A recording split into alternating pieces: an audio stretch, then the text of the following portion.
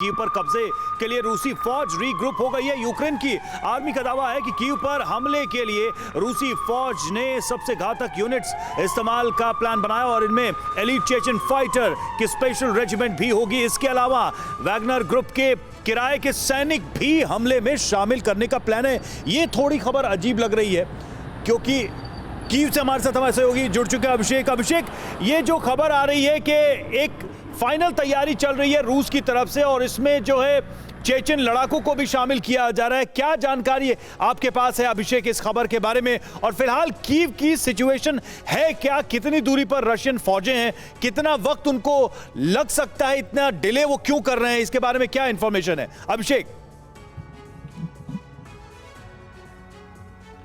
देखिए, सबसे अहम बात यह है कि कीव समेत 5 ऐसे शहर हैं यूक्रेन के जहां पर फाइनल असॉल्ट की तैयारी है और ये जानकारी जो है यूक्रेन की जो आर्म फोर्सेज है उनके हवाले से आई है।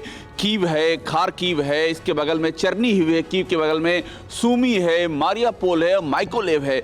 इन शहरों पर बड़े असॉल्ट की तैयारी है और देखिए कीव के पास ही अभी एक यूक्रेन की एयरफोर्स ने दावा किया है कि उन्होंने एक लड़ाकू विमान को मार गिराया है रशियन एयरफोर्स के।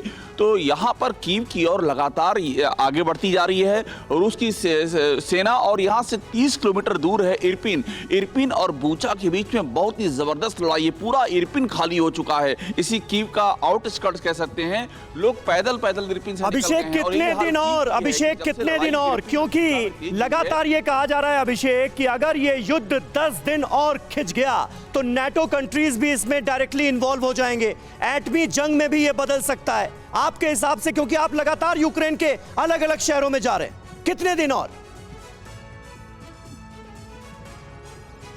देखिए, मुझे ऐसा लगता है कि अब वो कीव के करीब आ रहे हैं, लेकिन उनका पूरा फोकस अभी साउथ पे था। साउथ पे आप देखेंगे तो वहां पर उन्होंने खेरसान कंट्रोल में कर लिया है, ओडेसा पर उनका स्ट्राइक लगातार जारी है, माइकोलोव पर भी वो उनके अटैक हो रहे हैं, मारियापोल को उन्होंने घेर रखा है, पूरा उन्होंने साउथ कंट्रोल किया हुआ है। अगर आप खारकीव के पास करें तो लुगांस और दोनेत्स्क से भी आगे बढ़ते जा रहे हैं। यहाँ पर कीव के ऊपर पड़ता है चर्निहिव से वो आगे बढ़ रहे हैं। तो ये स्ट्रेटजी मुझे लगती है, साउथ घेर चुके हैं वो, खारकीव के आसपास का इलाका घेर चुके हैं और अब ये जो फाइनल असॉल्ट की बारी इसीलिए कही जा रही है कि अब उनका टारगेट कीव है कि अगर वो कीव के अंदर एंटर कर जाते हैं तो ये लड़ाई ओवर हो जाएगी। कीव का जो फ्रीडम स्क्वायर है वहां पर आपको क्या नजर आ रही है? क्योंकि जो हम आंकड़े बार दे रहे हैं, लोग पलायन कर रहे हैं, वो संख्या बहुत ज्यादा है, बच्चे इससे प्रभावित हो रहे हैं, वो संख्या बहुत ज्यादा है और परेशान करने वाली तस्वीरें नजर आ रही है युद्ध स्थल से।